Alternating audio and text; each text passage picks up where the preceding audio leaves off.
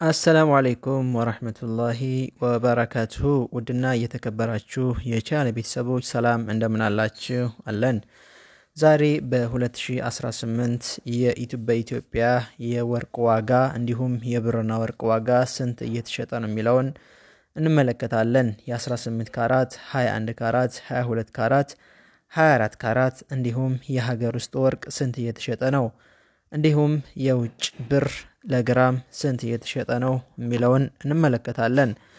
አንድ መልእክት አለ። ከውጭ ለምትመጡ ሌላ ነገር ይዛችሁ ከምትመጡ ወርቅ እየገዛችሁ ወደ ሀገራችሁ ይዛችሁ ብትመጡ እመክራለሁ። እንዲሁም ያዋጣችኋል፣ ብታጌጡበትም ትችላላችሁ። ልሽጠው ብትሉ ያተርፋችኋል። በየቀኑና በየወሩ እየጨመረ የሚገኝ ነገር ስለሆነ ምንም አይነት ኪሳራ ስለሌለበት፣ እንዲሁም የወርቅ ዋጋ አስደንጋጭ ጭማሪ የዓለም መነጋገሪያ የሆነው ለምንድን ነው? ዓለም ድንገተኛ የወርቅ መናጋት ውስጥ ገብታለች። እንዲሁም ዋጋው ከጠበቅነው በላይ በፍጥነት እየጨመረ ሲሆን ባለሙያዎች እንደሚሉት ደግሞ ይህ ገና የመጀመሪያው ሊሆን ይችላል ብለዋል።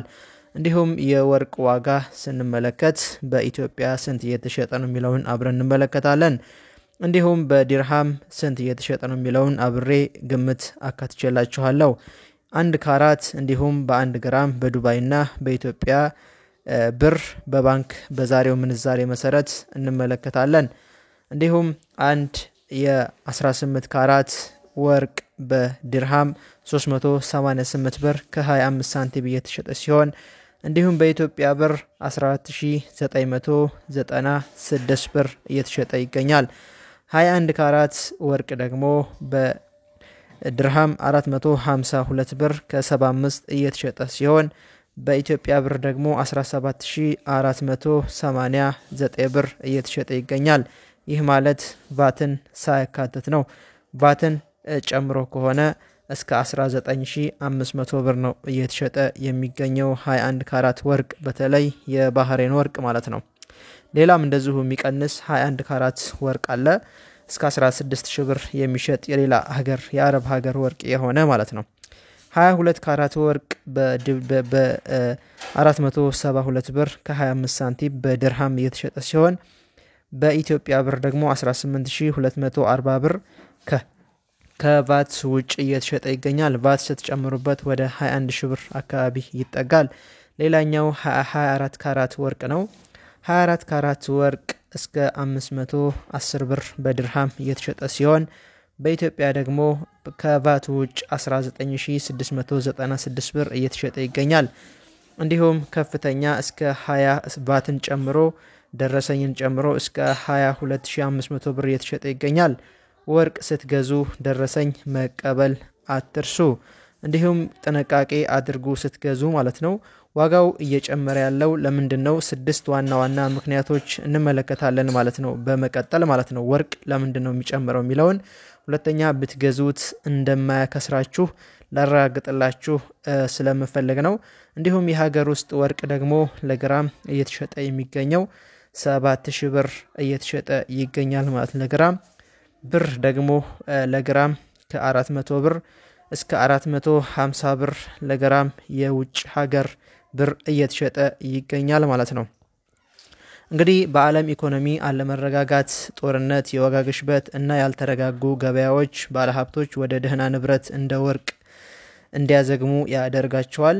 እንዲሁም የወለድ ምጣኔ መቀነስ ነው አንዱ ወርቅ እንዲጨምር የሚያደርገው። ማዕከላዊ ባንኮች የወለድ ምጣኔን በቅርቡ ይቀንሳሉ የሚል ግምት ወርቅን ይበልጥ ማራኪ ያደርገዋል። እንዲሁም የአሜሪካ ዶላር መዳከም ሲሆን የዶላር ዋጋ ሲወርድ የወርቅ የዓለሙ አቀፍ ዋጋ ይጨምራል ማለት ነው። ሌላኛው ማዕከላዊ ባንኮች ትላልቅ ባለሀብቶች ንብረታቸውን ለመጠበቅ ታሪክ ባልታየ መልኩ ከፍተኛ መጠን ያለው ወርቅ እየገዙ ነው የሚገኙት። እንዲሁም ማዕድን አቅርቦት ውስንነትና ምርት ከዓለም አቀፍ ፍላጎት ጋር እኩል መሄድ አልቻለም። የዋጋ ግሽበት ስጋት ሰዎች የወረቀት ገንዘባቸውን ዋጋ እንዳይቀንስ ለመከላከል ወርቅን እንደ ምርጥ አማራጭ ያምናሉ። ሁሉም ምልክቶች እንደሚያሳዩት የወርቅ ዋጋ በሚቀጥሉት ወራት የበለጠ ከፍ ሊል ይችላል። ኢንቨስትመንት ለማድረግ አስባችሁ የምታውቁ ከሆነ አሁን ፍጹም ትክክለኛ ጊዜ ሊሆን ይችላል ማለት ነው። እንግዲህ ወርቅ ብትገዙ ስትመጡ በተለይ ውጭ ያላችሁ አረብ ሀገር ያላችሁ ልትሆኑ ትችላላችሁ። ወደ ኢትዮጵያ ስትመጡ ወርቅ እየገዛችሁ ወደ ሀገራችሁ ይዛችሁ ብትመጡ ነው የምንመክረው። እንዲሁም ያዋጣችኋል። ብታጌጡበትም ትችላላችሁ፣ ትጠቀሙበታላችሁ። እንዲሁም ተቀምጦ በፈለጋችሁበት ሰዓት ልሽጠው ብትሉ ያተርፋችኋል እንጂ አንድም ኪሳራ የለውም። በየቀኑና በየወሩ እየጨመረ ስለሆነ ምንም አይነት ኪሳራ ስለሌለው ምናምንቴ ነገር እየሰበሰባችሁ ከምትመጡ ይሄን ብታደርጉ አሪፍ ነው እላለሁ። እንግዲህ የወርቅ ዋጋ ለዛሬ ይዤላችሁ የቀረብኩት ይሄን ይመስላል። እንደተመቻችሁ ተስፋ አደርጋለሁ። ሀሳብ አስተያየት ካላችሁ ኮሜንት ላይ አስቀምጡልኝ። እንዲሁም ከውጭ ስትመጡ ተፈላጊ ወርቅ 21 ካራት ነው። ብዙ ጊዜ ለቃል ኪዳንም ለአንገትም ለጣትም የሚፈለገው 21 ካራት ወርቅ ብትገዙ ነው አሪፉ። እንዲሁም ከወርቅ ደግሞ ተፈላጊው የባህሬን ወርቅ በጣም ተፈላጊ ወርቅ ነው ማለት ነው። እንግዲህ በኢትዮጵያ ያለበት ወቅታዊ ዋጋው ይሄን ይመስላል። የሀገር ውስጥ 7000 ብር ነው ለግራም እየተሸጠ የሚገኘው።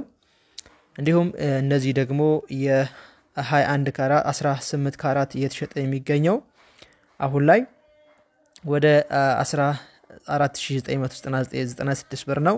ይህ ማለት ከቫት ውጭ ነው። ቫትን እዚህ ላይ 15% ትጨምራላችሁ። እንዲሁም 21 ካራት 17489 17500 ብር ነው የሚሸጠው። ቫትን እዚህ ላይ ትጨምራላችሁ። ከቫት ውጭ ነው ይሄ። እንዲሁም 22 ካራት 18240 ብር ነው እየተሸጠ የሚገኘው። ይሄም ከቫት ውጭ ነው። እንዲሁም 24 ካራት 19696 ብር ነው እየተሸጠ የሚገኘው። ይሄም ቫትን አያካትትም ማለት ነው። እንግዲህ ቫትን ለማካተት ከፈለጋችሁ 17500 ብር ነው 21 ካራት የሚሸጠው ብያችኋለሁ። እንግዲህ በ15% ማባዛት ነው ማለት ነው። 17500 ብር ሲባዛ በ15% ስታደርጉት ወደ 2625 ብር መጨመር ማለት ነው። እዚህ ላይ እንግዲህ ወደ 20 ሺህ ብር ወደ 19500 ብር አካባቢ ይጠጋል ማለት ነው። እንግዲህ ይሄን ይመስላል። እንደገባችሁ ተስፋ አደርጋለሁ። ያልገባችሁ ነገር ካለ ሀሳብ አስተያየት ኮሜንት ላይ መጠየቅ ትችላላችሁ። እኔ ወዲያው መልስላችሁ ይሆናል ማለት ነው።